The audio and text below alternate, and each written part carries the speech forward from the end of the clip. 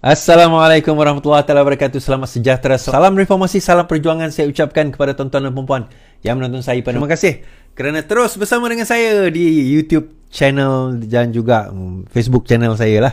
Facebook page saya, Facebook page saya. Siapa yang belum follow lagi Facebook page Iswardi Morni Utama, pergi ke Facebook sekarang ini. Boleh follow di Facebook Iswardi Morni Utama. Siapa belum follow TikTok saya juga sama, Iswardi Morni. Dia ada dua akaun, Iswardi Morni dan juga Iswardi Morni V2 version 2. Kedua-duanya adalah muka saya tu, saya lah. Kalau lain daripada tu bukan saya punya. Saya tak ada Twitter saya dah kena hack itu, jadi semua out. Terima kasih saya ucapkan juga kepada yang terus follow, yang subscribe. Tolong share pada kawan-kawan, bagi tahu, tolong subscribe pada Iswardi ni, boleh tak bantu tuan-tuan. Terima kasih juga yang tegur saya dalam program-program yang selalu tengok saya, mungkin secara live, mungkin secara siaran tertunda. It doesn't matter for me. Thank you very much tuan-tuan dan puan-puan sekalian.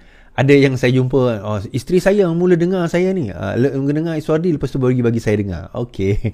And of course kebanyakannya adalah lelaki lah, tapi ada juga wanita yang mendengar. Jadi tak apa kan, it's okay for me. The most important thing adalah information tu sampai kepada rakan-rakan, taulan sekalian sebagainya.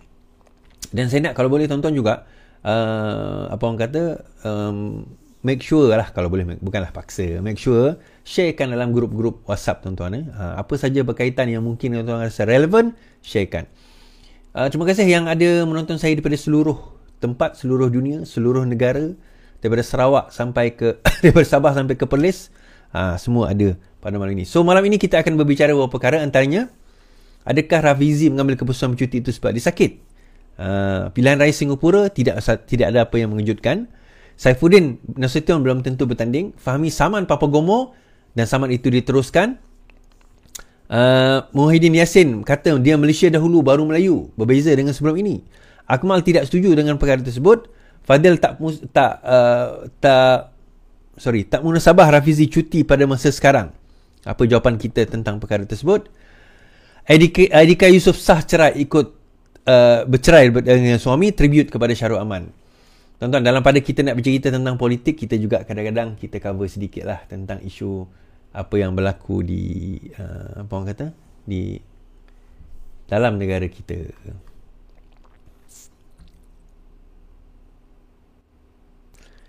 Okay. Aidika Yusof sah ceraikan isteri.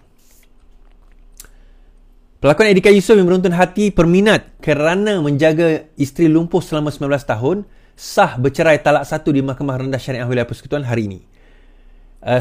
Selepas prosiding, Mahkamah merekodkan lafaz talak jam 10.42 pagi oleh Aidika, atau nama sebenarnya Muhammad Yusuf Abdul Majid, terhadap Nur Hidayah Yusri di hadapan Hakim Syar'i.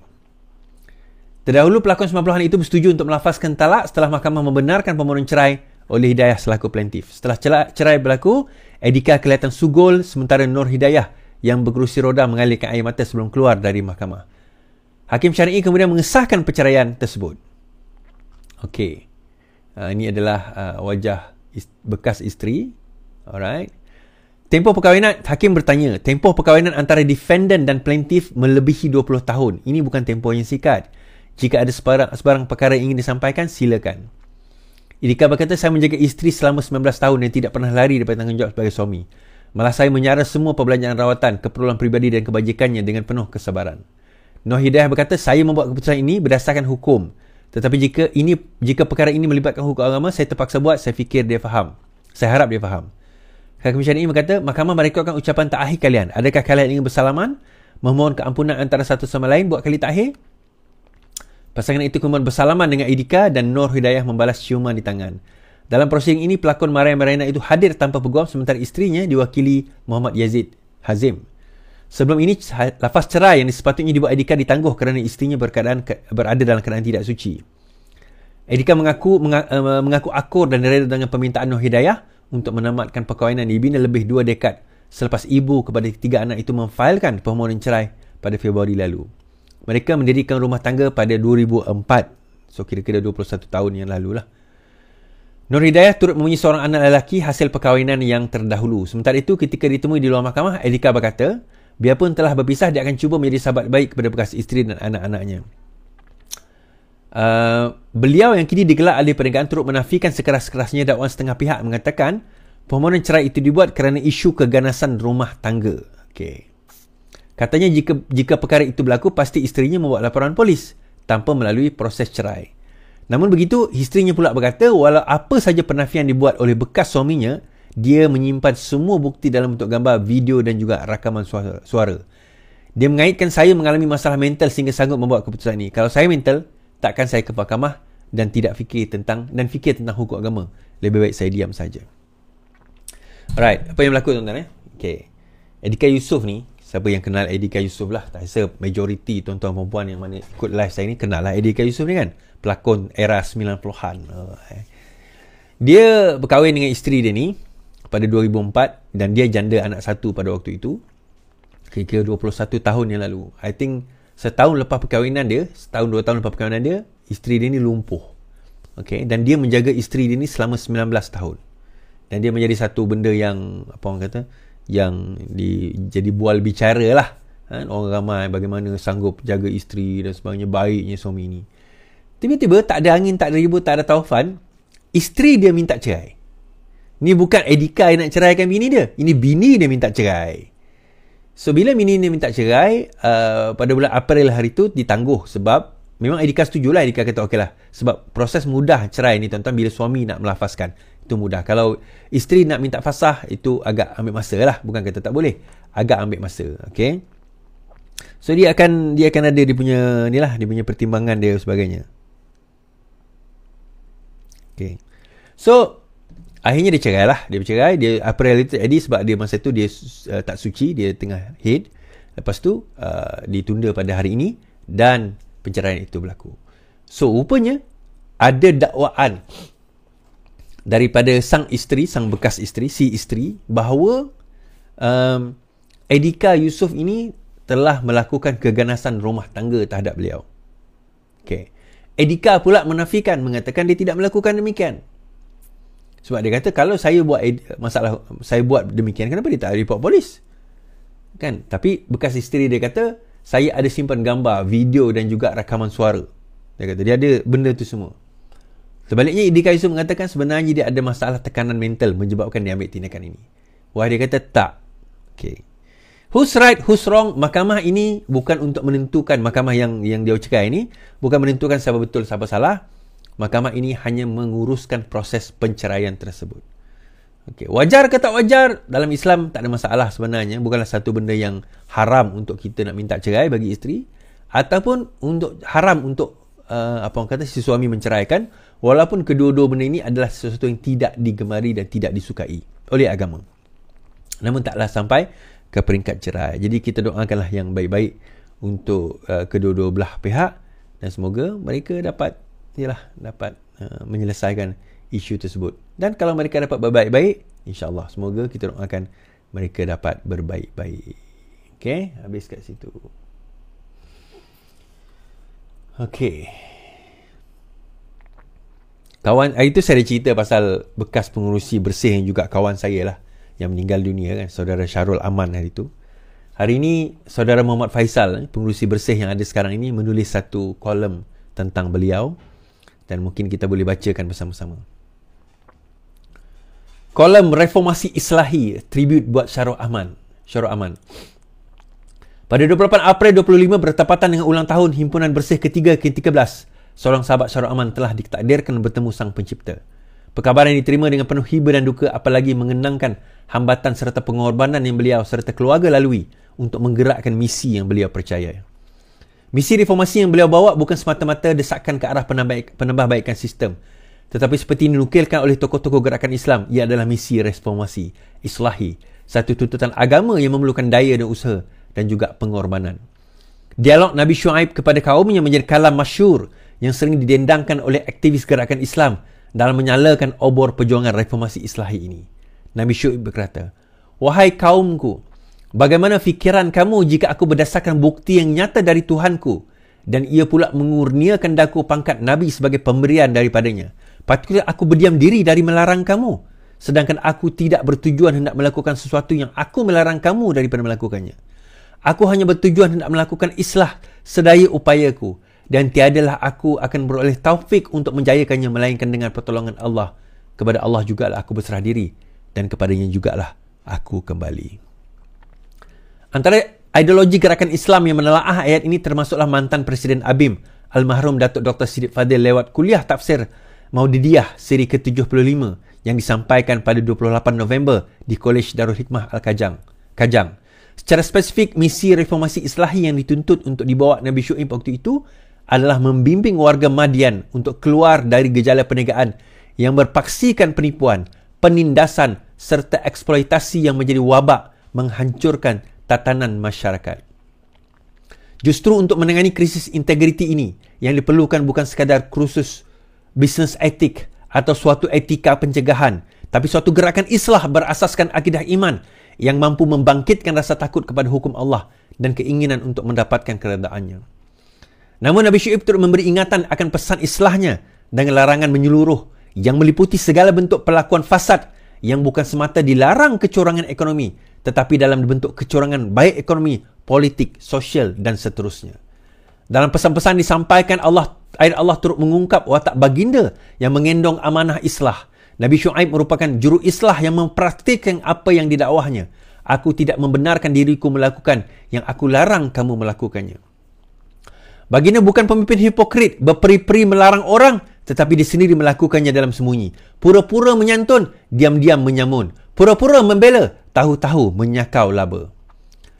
Setelah penegasan karakter pejuang islah itu disampaikan, Nabi Syuaib mendeklarasi komitmen islahinya yang kemudian diabadikan sebagai misi para pendakwah dalam perjuangan gerakan islah sepanjang zaman.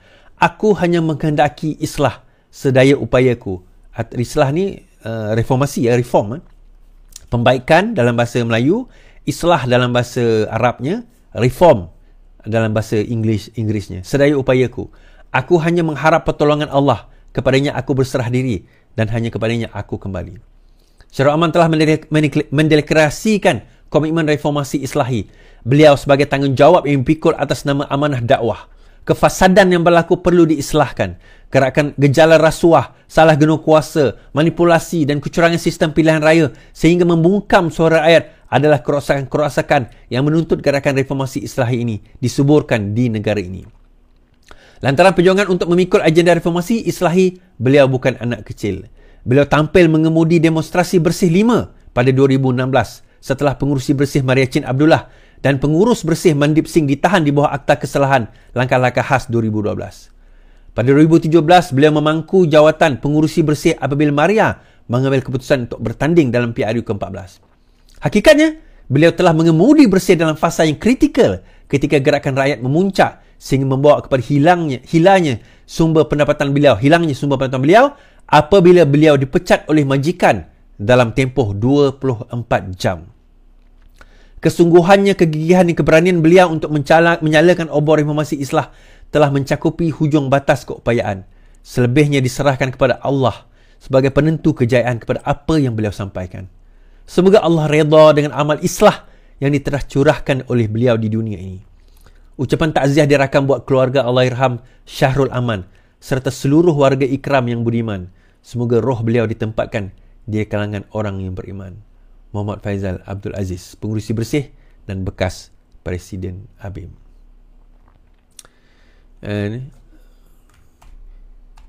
Kita kadang-kadang bila itulah kadang-kadang benda tu sepatutnya menjadi satu motivasi lah kepada kita. Apa yang kita lakukan ya. Kadang kita bertanya, apalah yang aku buat ni? Kenapalah aku buat begini? No. You know what apa yang aku buat ni sebenarnya? Sepatutnya benda ini menjadi satu motivasi kepada kita bahawa apa yang kita buat ini adalah sesuatu yang kita, yang macam Nabi Syuaib kata tadi lah. Kita bila dia nampak sesuatu yang rosak, kefasadan yang berlaku, maka tugas kita adalah untuk turun dan membetulkan, memperbaiki, mengislahkan, mereformkan benda tersebut. Dia dalam hidup ni tuan-tuan, dia akan ada 3 golongan.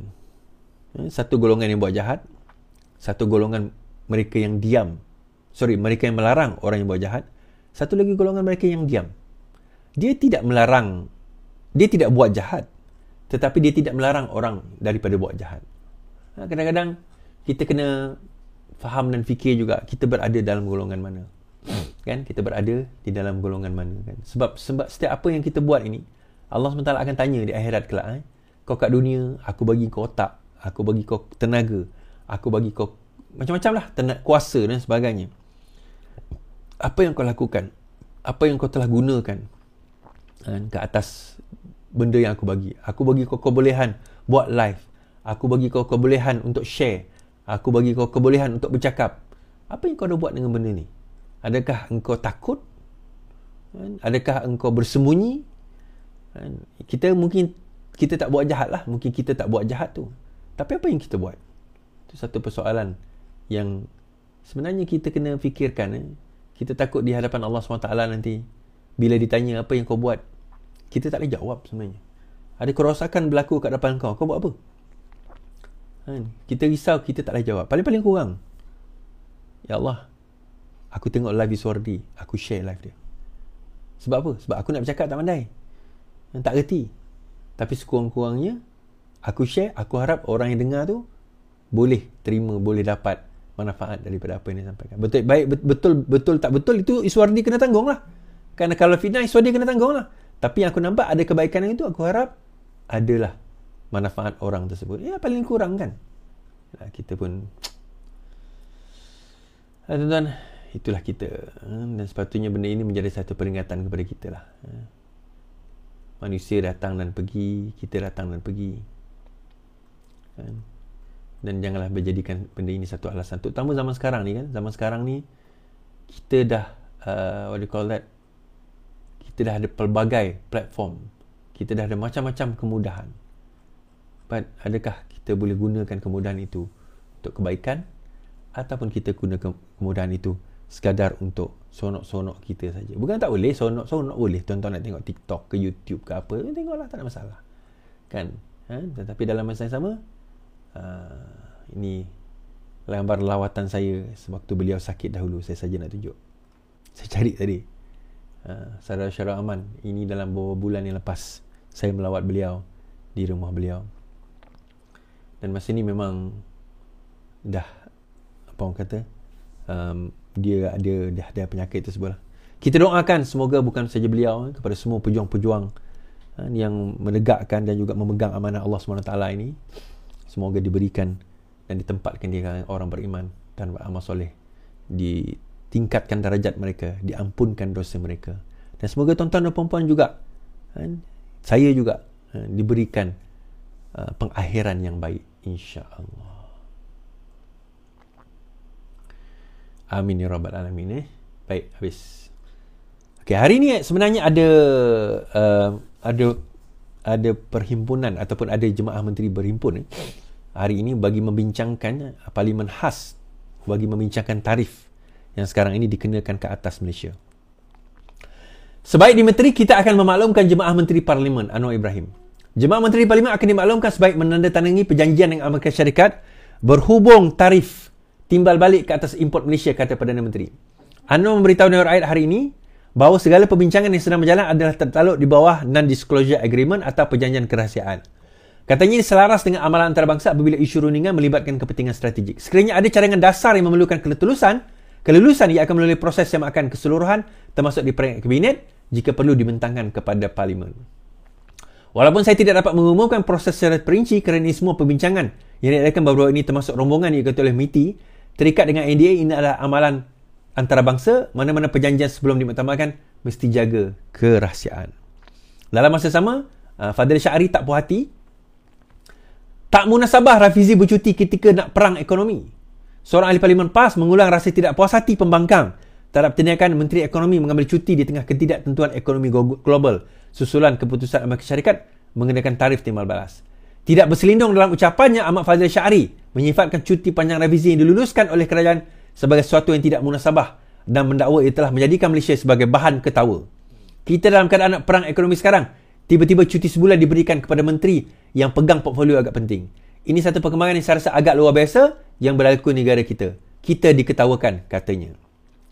Fadil juga membayangkan bahawa langkah Rafizi bercuti daripada tugas kementerian mungkin ada kaitan dengan isu pemilihan parti dipercayai merujuk kepada kekalahan beberapa calon KAM dalam pemilihan PKR baru-baru ini. Saya nak sahkan yang Rafizi datang di parlimen tadi. Okay, dia walaupun dia bercuti, dia datang jugalah membentangkan beberapa perkara. Mungkin saya tak tahu dia bentang ke tidak dengan di dalam parlimen, tetapi dia datang di parlimen untuk menyelesaikan isu beliau. Dan kita kena ingat tuan-tuan, macam yang Perdana Menteri sebut, ini berkaitan dengan multi-miti dan juga berkaitan dengan Menteri Keuangan. Dan kalaupun menteri itu cuti, dia ada timbalan menteri dia. Saya saya tahu bahawa timbalan menteri dia ada kat situ.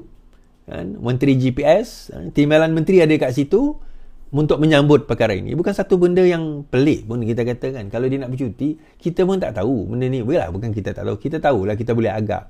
Tetapi bukanlah suatu yang kita kata tak beyond our control. Bukanlah suatu yang tak boleh nak di-managekan oleh kerajaan yang sedia ada. Kan? Bagi saya, kalau Fadli Ahmad beranggapan demikian, maksudnya sebab mungkin dia tak pernah jadi menteri ke, atau dia seorang menteri yang tidak efisien ke, kalau dia nak jadi menteri, menyebabkan dia rasa macam kena Rafizi kena ada fizikal juga baru selesai masalah ini. Alamak, negara ini bukan Rafizi seorang lah yang manage. Isu ini pun bukan Rafizi seorang juga yang manage. Okay, so dia menyentuh tentang pemilihan parti tadi kan. So akhirnya tahniah saya ucapkan. Ada orang tuduh saya kan, saya adalah orang dalam yang membocorkan rahsia kepada Malaysia kini. Yalah, okeylah tu. Dan bahawa saya kata tahniah kepada 220 ketua cabang yang menang tempoh hari, with exception dengan pemilihan semula tempoh hari dah menang dah pun, maka semua telah disahkan keputusan. Parti dikehendaki membuat audit telah dibuat, report audit telah dibuat, summary telah dibuat, dan report audit mengatakan tidak. Okey, saya ulang berdasarkan report audit. Saya tak kata saya setuju tak setuju, itu cerita tak penting. Yang penting saya kata berdasarkan report audit. Auditor ni bukan auditor dalam negara, auditor luar negara. Datang ke Malaysia 1 hari bulan, dia balik 2 hari bulan. Sebelum itu dia dah buat audit, dia mengatakan 4 elemen yang dia tengok, bahawa kesemua elemen ini tidak ada tampering, tidak ada masalah, termasuk sistem. Dia kata dia telah melihat sistem pun tak ada masalah. Mereka telah melihat apa yang diminta, semuanya tidak ada masalah. Kalau ada pihak tak berpuas hati, tuan-tuan kena ingat 2022 saya sendiri tengok, kita buka sistem satu persatu, undi tengok satu persatu. Pada masa itu menang, still dianggap kalah pun kita boleh terima. Yang ni move on je lah. Kan? Move on je lah. SU Agong PKR sahkan keputusan pemilihan cabang yang dipertikai. Setiausaha Agong PKR Fuzia Saleh mengesahkan bahawa MPP Majlis Pimpinan Pusat parti itu telah memutuskan untuk mengesahkan keputusan pemilihan peringkat cabang yang dipertikaikan. Fuzia berkata keputusan itu dibuat dalam mesyuarat MPP malam tadi, namun tidak menjelaskan bagaimana keputusan itu dicapai. Saya boleh jelaskan keputusan itu dicapai dengan mesyuarat dan mereka semua bersetuju menerima. Malam tadi sumber dalaman parti itu memberitahu Malaysia Kini dalam mesyuarat 1 jam itu, juruk antarabangsa yang dilantik untuk menyemak semua keputusan telah memberi taklimat menerusi sidang video. Sumber itu mendakwa tiada sebarang bantahan dikemukakan terhadap keputusan untuk menerima keputusan pemilihan cabang dan bergerak ke hadapan. Dan pelantikan juruk audit antarabangsa juga telah diluluskan di dalam mesyuarat Agong pimpinan MPP yang lepas. Timbalan Presiden Rafizi Ramli yang mana katanya tidak berpuas hati dengan keputusan turut hadir. Ya, Rafizi pun ada di dalam mesyuarat tersebut. Kalau kita tengok, saya dah buang lah. Okay. Anwar sahkan Rafizi hadir mesyuarat pimpinan pusat PKR. Presiden PKR mengesahkan kehadiran timbalan Presiden itu yang berlangsung semalam. Semalam dia hadir, dia kata. Apabila dia tanya adakah Rafizi ada membangkitkan sebarang isu semasa mesyuarat, Anwar berkata kami membincangkan keputusan itu dengan baik, Alhamdulillah. Sebelum ini timbul spekulasi Rafizi dalam keadaan sedang mengambil cuti. Ya, Rafizi ada. Saya tengok gambar Rafizi. Saya tengok gambar dia, memang dia ada. Dia duduk depan masa itu. Dia depan, Presiden kanan, dia kiri. Kalau kita tengok macam ni lah. Di sebelah kiri sini, Presiden. I think SUA, JPP. Macam tu saya tengok. Yang ni dia lindungi. Tapi dia ada gambar dia. So dia ada. Dia tidak ada isu tentang perkara tersebut. So adakah timbalan Presiden ni akan dipertanding? Adakah Rafizi akan bertanding timbalan Presiden? Itu satu persoalan. Tapi persoalan yang kedua, adakah timbalan Presiden tu akan dipertandingkan? Ini tuan-tuan menarik parti PKR ni. Daripada dulu ni PKR ni adalah satu parti yang sangat bising. Kan? PAS buat pemilihan parti, DAP buat pemilihan parti, Amanah buat pemilihan parti, Bersatu buat pemilihan parti. Pejuang pemilihan parti tahun ni, tak ada siapa pun keluar berita. Tiba-tiba PKR ni tak habis-habis, hari-hari keluar berita. Kan, hari-hari keluar berita. Pemilihan PKR, Saifuddin istikharah sebelum membuat keputusan muktamad. Menteri Dalam Negeri Saifuddin Nasution memberitahu dia akan terus membuat pertimbangan terbaik dengan tawakal dan istikharah sebelum memutuskan sama ada bertanding atau sebaliknya dalam pemilihan kali ini. Menurutnya, dia juga sudah menamatkan hampir keseluruhan proses libat urus dan perbincangan dengan pelbagai pihak, termasuk sesi panjang bersama Timbalan Presiden Rafizi Ramli dan Presiden mereka Anwar Ibrahim. Katanya, proses itu penting diambil sebelum membuat sebarang keputusan muktamad berhubung percaturan dalam parti, terutama melihat kepada sejarah perlawanannya selama ini. Namun sebagai orang lama, saya lebih banyak melalui episod kekalahan berbanding kemenangan, dan satu perkara yang tetap utuh dalam diri saya ialah khidmat kepada parti tidak harus bersyarat kepada kedudukan. Kalah atau menang bukan penentu semangat perjuangan saya. I agree, tuan-tuan. Saya setuju juga kenyataan bahawa kita kena berpaksikan kepada prinsip satu. Kemudian kalau parti kita membawa prinsip itu, individu membawa prinsip itu, maka kita boleh follow mereka kerana mereka berpaksi kepada prinsip. Okay, regardless. So, kalau mereka keluar daripada prinsip, kita boleh tinggalkan dia, tetapi kita tak tinggalkan prinsip. Kita jangan tinggalkan prinsip semata-mata kita kena ikut orang. Faham? Kita jangan tinggalkan prinsip semata-mata kerana kita ikut orang yang meninggalkan prinsip. Prinsip will always be there. The principles will always be there. So, follow the principle. Manusia, parti dan sebagainya, these are all platforms yang akan datang dan pergi. As long as the principles are there, maka kita akan tetap ada dekat situ. And I agree with that. Dan, people come and people go. Orang datang dan orang pergi. Dan bagi saya yang paling penting adalah untuk kita nak sebagai orang, tak semestinya orang dalam parti politik pun, even kalau kita penyokong, kita faham prinsip kita. Hari ini mungkin Datuk Seri Anwar, mungkin PKR berpegang, berselari dengan prinsip tersebut. Tapi kita tak boleh jamin satu hari nanti mungkin kami pun tersasar dan tercicir daripada prinsip itu, maka bangkitlah untuk menegur dan mengislah, mereform kami sebagaimana disebut oleh Nabi Shu'aib tadi. Alright? Dan saya sebut tentang perkara ini.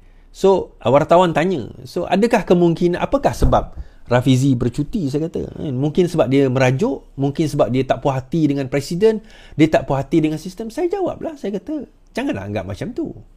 Kita kena faham Rafizi ni, dia ada sejarah, dia tak berapa sihat. Masalah jantung, masalah belakang, dia pernah operate.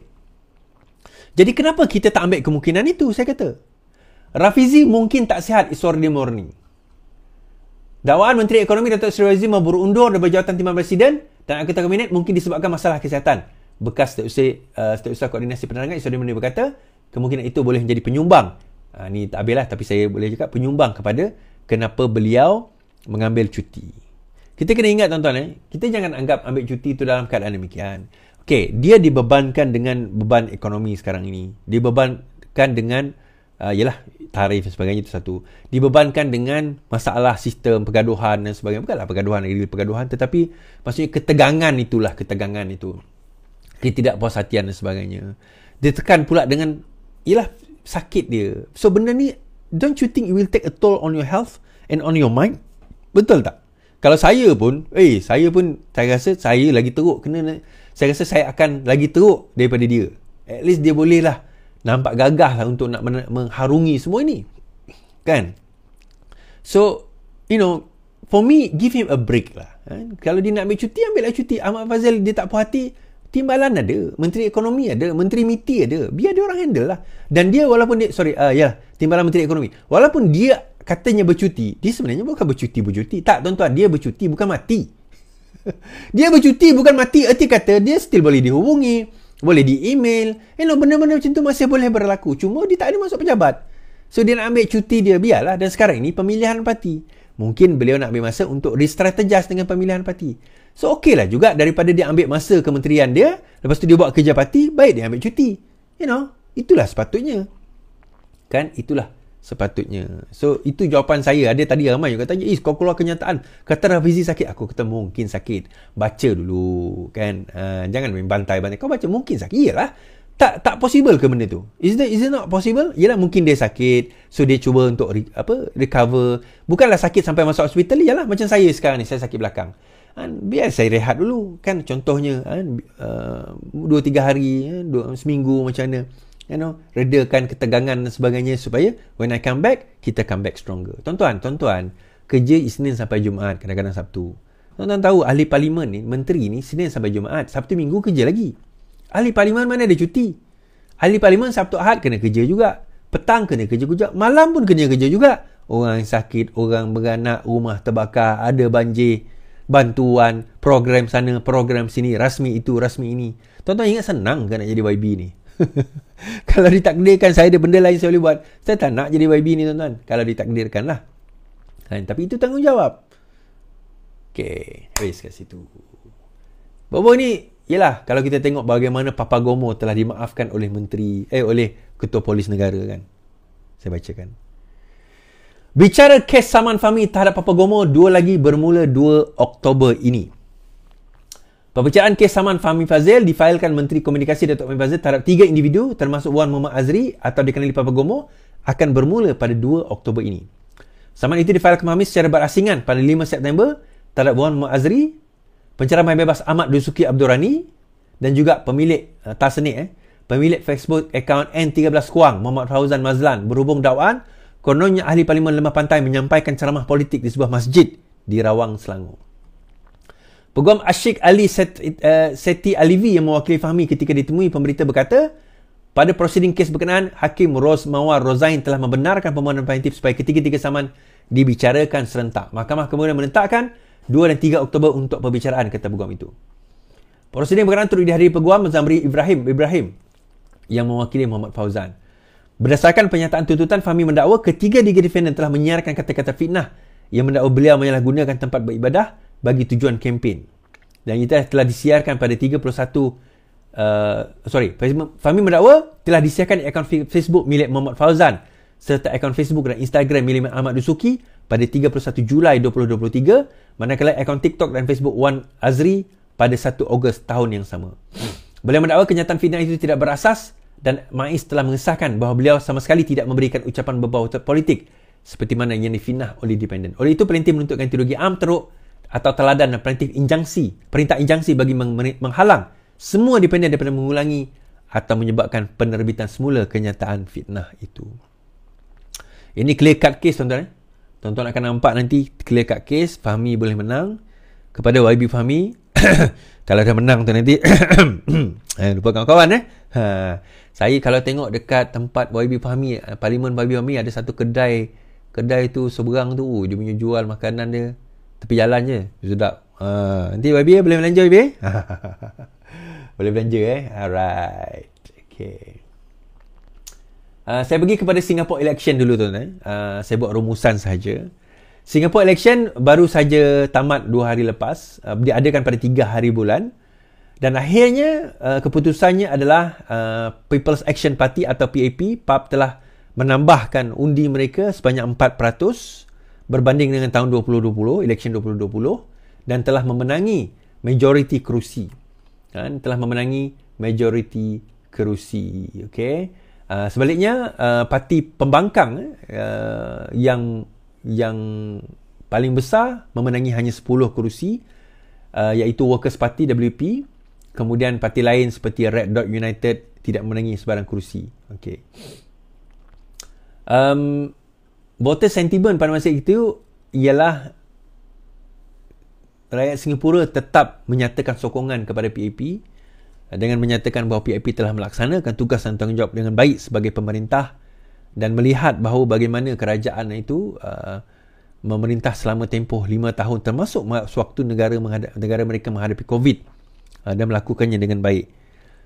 Dan juga di mata dunia, Singapore is among one of the top countries dari segi ekonomi, dari segi berkembang dan sebagainya. So for me, tidak ada masalah tentang perkara tersebut. Alright, habis kat situ. Saya Melayu dulu baru Malaysia, tak penting lagi, Muhyiddin Yassin. Pengurusi PM Muhyiddin Yassin menegaskan dia kini pemimpin yang mengambil berat terhadap semua rakyat Malaysia dan pandangan lamanya mengenai keutamaan identiti Melayu sudah tidak relevan dalam konteks semasa.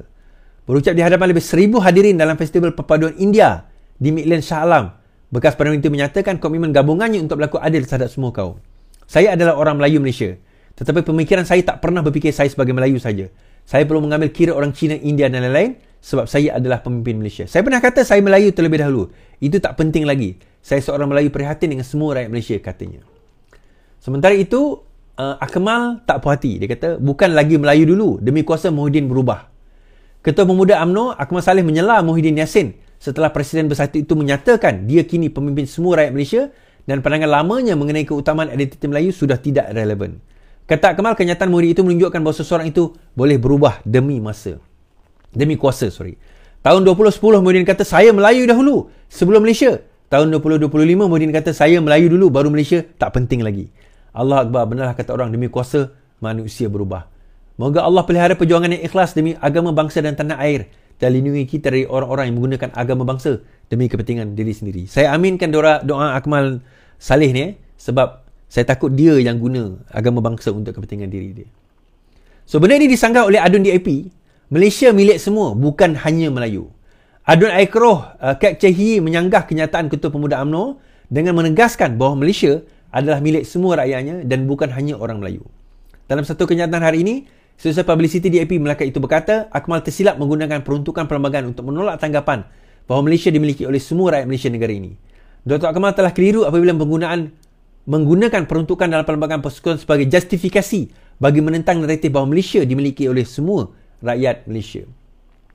Malaysia selamanya tanah Melayu, jangan jadi kaduk naik junjung, kata Akmal. Okay. Saya merujuk kepada kenyataan Ketua Pemuda UMNO yang dilaporkan oleh media dengan tajuk Malaysia selamanya tanah Melayu, jangan jadi kaduk naik junjung. Okey. Tuan-tuan, ni macam ni. Saya punya politik has always been this. Who do you see yourself at? Maksudnya, pada masa kamu bercakap itu pada kedudukan kamu di mana? Saya selalu kata macam ni, kalau kedudukan kamu sebagai seorang pemimpin, kita sepatutnya mendahulukan seluruh rakyat Malaysia tanpa melihat kepada bangsa dan agama. Okay. Pemimpin ni erti kata, kalau kamu seorang pemerintah, memegang jawatan adun, exco, menteri, ahli parlimen dan sebagainya, ketua kampung, kamu memegang jawatan, maka kamu sepatutnya berpegang bahawa Malaysia first. Bukan bangsa kamu, bukan agama kamu. Malaysia first. Sebab jawatan kamu itu adalah jawatan yang diberi secara perlembagaan oleh rakyat Malaysia kepada kamu. Bukan oleh orang Melayu saja, bukan oleh orang Islam saja, secara berperlembagaan. Tetapi kalau kamu bercakap dalam konteks parti kamu, maka kamu boleh bercakap dalam konteks itu. Iaitu, kalau UMNO, dia boleh cakap, saya Melayu dahulu kerana perjuangan parti saya adalah perjuangan parti Melayu. Saya berdalam bersatu, saya Melayu dahulu kerana saya memperjuangkan Melayu dan Bumiputera. Itu boleh. Tetapi kalau kamu memegang topi, sebab itu kadang-kadang mereka ni, dia tak faham topi mana mereka pegang. Bila mereka pegang adun, mereka pegang topi adun, topi exco, mereka masih beranggapan mereka memegang topi sebagai ahli UMNO. Which is wrong. Bila anda memegang topi adun, anda bukan adun kepada orang Melayu di tempat anda. Anda adalah adun kepada semua orang, warga yang ada di tempat anda. Kerana apa, tuan-tuan? Kalau anda pegang topi anda Melayu, anda tak akan bantu orang bukan Melayu. Sama, sebab itu saya kata, ramai pemimpin parti yang berasaskan bangsa dan agama ni, mereka keliru tentang perkara ini. Kalau kamu berada di dalam kelompok parti kamu, tak apalah kamu nak bercakap apa tentang bangsa, agama, tak ada masalah. Tetapi, the moment kamu keluar daripada kepompong itu, kamu tak boleh lagi bercakap bahawa kamu mewakili bangsa dan agama kamu. Kamu mewakili sesiapa sahaja yang ada di dalam DUN, di dalam parlimen, exco, negeri, negara. You are the representative of that person. Yang ini ramai ahli politik di dalam negara kita ni tak faham, tuan-tuan. Jadi dia keliru bila mana dia memegang jawatan sebagai tak kisahlah jawatan apa di dalam parti, dan dia memegang jawatan di dalam negara atau negeri. Ini yang kadang-kadang dia orang confuse. Bila dia buat program negeri atau negara, dia bawa parti dia sekali. Dia confuse. Aku ni menteri, apa salahnya aku bawa parti aku? Tak boleh. So, kamu kena ada dikotomi, kamu kena ada distinction di antara dua perkara ini. Topi mana kamu pakai? Kami dalam keadilan, kami clear. The moment kamu pakai topi kementerian, menteri ke, ahli parlimen ke, sebagainya, you are a servant for the people of the country, irregardless of the religion, the race, keturunan negeri, selagi mana dia pegang IC Malaysia, itulah yang kamu akan serve. You are the servant of that person. You are not the master, you are the servant tau. Akmal Saleh ni, dia bukannya tuan. Dia adalah hamba, servant. Dia bagi servis. Sebab itu servis tu daripada perkataan servant. Kepada rakyat, termasuk orang Cina, termasuk orang India, termasuk orang Portugis, termasuk orang Bugis, termasuk orang Kristian. Dia adalah servant. Dia di bawah. Sebab dia bagi servis. Bila kamu kata jangan anggap bahawa bagai kadut naik junjung, itu kamu dah menganggap kamu ada mentaliti bahawa kamu ni master. Kamu ni raja. Tak, raja itu milik raja, bukan milik kamu. 5 tahun kemudian belum tentu kamu akan dapat bertanding. Bertanding pun belum tentu kamu boleh menang. You see what I mean? That is why kita kena pandai sebagai ahli parlimen, adun dan sebagainya, ketua kampung, ahli majlis waris, whoever you are. When you in the government position, ahli parlimen dan sebagainya, when you in that position, you serve the people. Tetapi when you in the position of your party, you boleh serve Melayu, you boleh serve Islam, you boleh serve. Tapi dalam parti kamu. Tetapi the moment kamu pegang jawatan sebagai ahli parlimen dalam negara, maka di situ kamu serve rakyat Malaysia. Kalau kamu tak boleh bezakan benda ni, dan tak payah jadi ahli parlimen, tak payah jadi adun. Buang masa je semua tu. Kalau benda inilah yang mengelirukan Akmal Saleh, dan juga ramai saya tengok pemimpin-pemimpin daripada, termasuk Muhyiddin Yassin lah, keliru tentang perkara ini. Okay? So kita kena faham. Baik, itu saja daripada saya. Terima kasih saya ucapkan, dan saya harap tuan-tuan dan puan-puan bersabar dalam menghadapi apa juga dugaan dan cabaran. Bagi saya, hidup ni kita kena jalan terus, dan kita move on. Dan seorang ketua itu, bagi saya dia bukan kuasa, tapi influence. Ada orang dia ada kuasa, tapi dia tak ada pengaruh. Ada orang ada pengaruh, tapi dia tak ada kuasa pun. Macam ni dia ada pengaruh tapi dia ada kuasa? Dia ada pengaruh, tapi maksudnya dia tak ada position, tapi dia ada pengaruh. Ramai tak orang macam tu, tuan-tuan? So itu saya kata, kalau dia kedua-duanya lagi bagus, tetapi pengaruh itu lebih powerful daripada kuasa. Kuasa boleh kita gunakan untuk mendapat pengaruh, tapi tak semestinya kalau kita tak pandai guna. Itu saja daripada saya. Sekian. Selamat malam. Selamat beristirahat. Yang penting, lawan. Tetap lawan. Assalamualaikum.